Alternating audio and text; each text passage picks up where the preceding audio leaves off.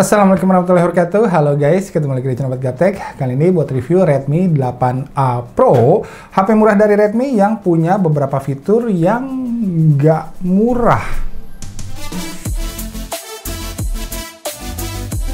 Oke, sebelumnya kita intip dulu apa aja yang ada di dalam kotak HP-nya. Yang pertama kitab-kitab, ada charger bawaan 10 watt dengan kabel datanya.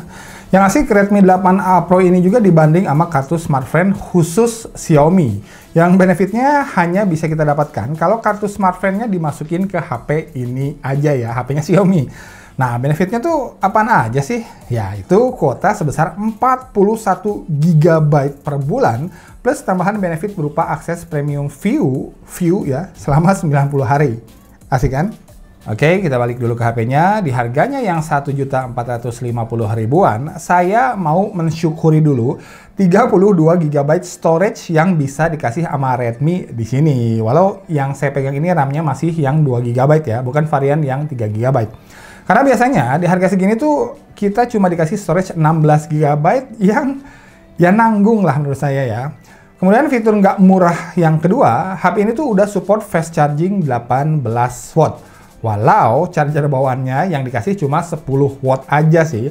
Jadi ya kita kudu modal lagi beli kepala charger yang support quick charge 3.0.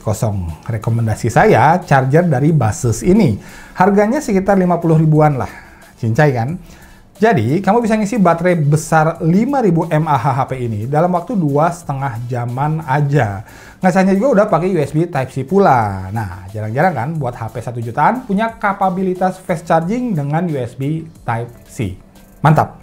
Fitur nggak murah selanjutnya, display HP ini diklaim udah terproteksi sama Gorilla Glass 5. Asik kan?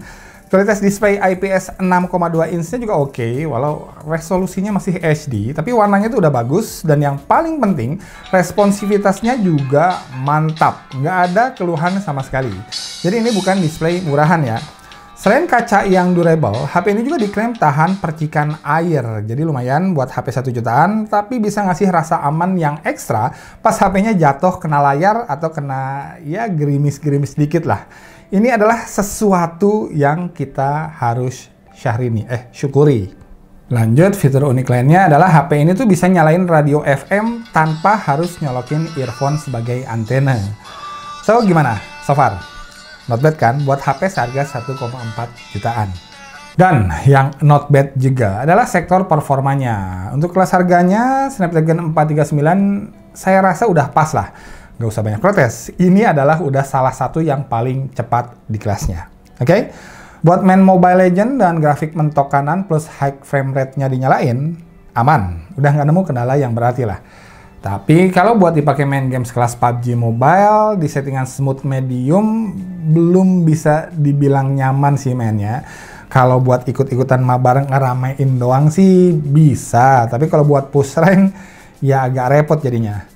Performa gyroscope-nya juga agak delay, tapi masih bisa kepake lah di game PUBG ya. Saya tetap prefer gyronya dinyalain, lumayan buat ngayun.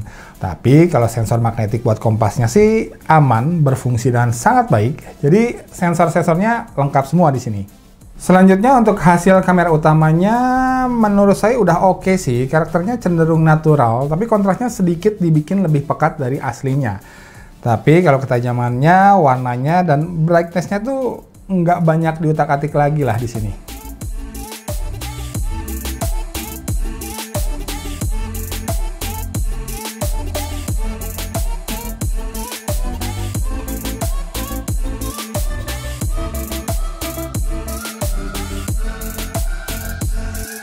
Hasil foto-foto low light-nya juga ya kurang lebih setara sama teman-teman seperjuangannya di harga segini ya. Walau masih sedikit di bawah low light-nya Realme C3 yang memang 300 ribuan lebih mahal sih.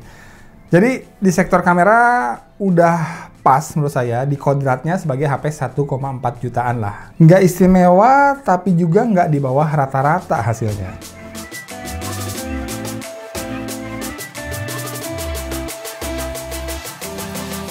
Selfie-nya juga ya lumayan aja sih di mata saya, nggak ada yang luar biasa.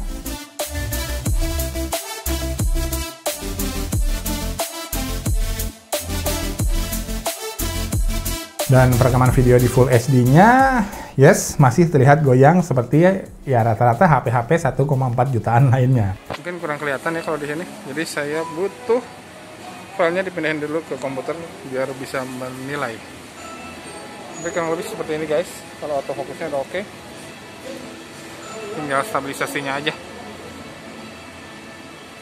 Oke, saya ngomongnya pakai masker ya, jadi mungkin agak mendem, bukan karena mic-nya tapi mungkin karena masker saya gitu.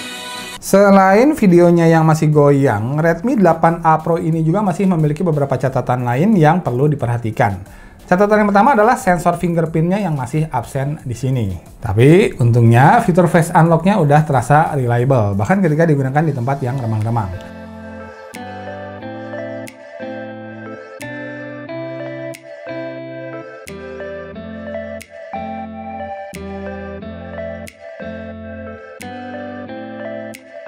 Catatan berikutnya di desainnya yang terkesan masih plastik banget lah. Nggak ada upaya pemolesan lebih lanjut biar kelihatan ya minimal agak mewahan dikit lah plastiknya. Nah di sini hanya dikasih tekstur aja. Kemudian di UI-nya juga, karena kebetulan tepat sebelum ngetes HP ini tuh saya baru pakai Galaxy A01 yang punya chipset dan besaran RAM yang sama persis, yaitu Snapdragon 439 dengan RAM 2GB. Dan setelah saya tes buka tutup aplikasi di kedua HP ini, ya, memang ada selisih kecepatannya, walau tipis-tipis sih, tapi ya lumayan kerasa lah di pemakaian sehari-hari.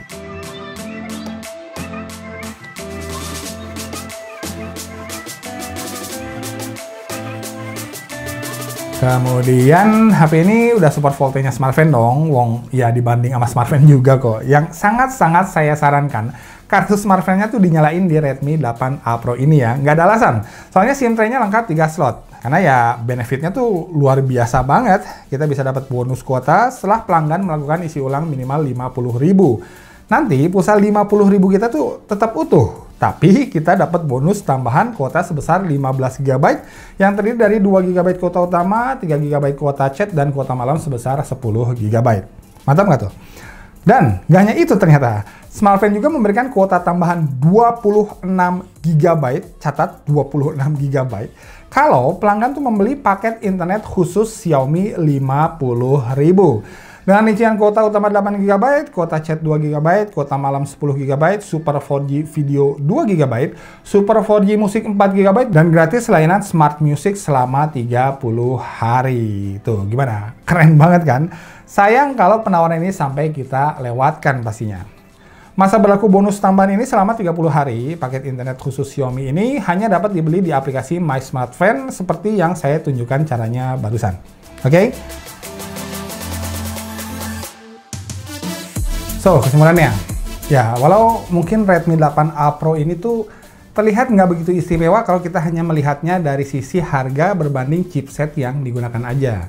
Tapi kalau kita mau sabar dan sedikit lebih teliti, HP ini tuh ternyata bisa ngasih kita kenyamanan ekstra ketika kita udah ya make langsung HP-nya. Kayak storage luas 32 GB misalnya, atau nambah modal 50.000 lagi, kita tuh udah bisa menikmati fitur fast charging 18 watt-nya. Asik kan? Pakai USB Type-C yang lebih modern juga dan baterai yang sangat-sangat besar. Belum lagi keamanan ekstra kaca Gorilla Glass 5 plus fitur splash resistance-nya. Sampai di sini kita bisa dengerin radio FM kapanpun dan dimanapun tanpa pakai ribet. Untuk HP seharga 1,4 jutaan, ini adalah kemewahan-kemewahan yang jarang kita temukan di tempat lain.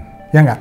Apalagi ditambah benefit bundling kuota melimpah dari smartphone di sini. Beh, lengkap lah pokoknya. Keren-keren. Oke? Thanks for watching, mudah-mudahan video ini bermanfaat. Mika out. Assalamualaikum warahmatullahi wabarakatuh.